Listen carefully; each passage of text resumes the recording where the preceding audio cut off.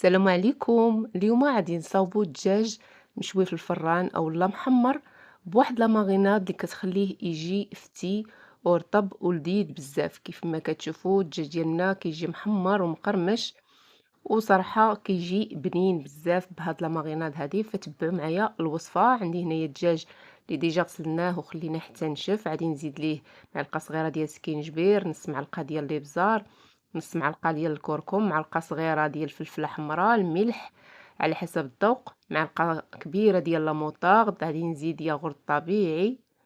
كيف ما كتشوفوا ياغورت كيخلي الدجاج ديالنا يجي رطب وفتي بزاف. غادي نزيد هنايا الزعتر، تقدروا تضيفوا اي اعشاب منسمه عندكم.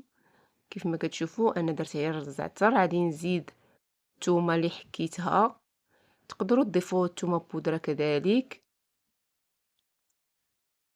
غادي نبدا ندخل مزيان هاد الشرموله في هاد الدجاجه هذه حتى نشرملها مزيان مزيان. كيف ما كتشوفوا معايا تقدروا تخليوها واحد ساعتين عاد باش طيبوها.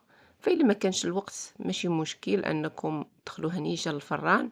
كيف ما كتشوفوا هنايا انا ديجا قطعت على يعني من الصدر ديالها وحطيتها هكايا.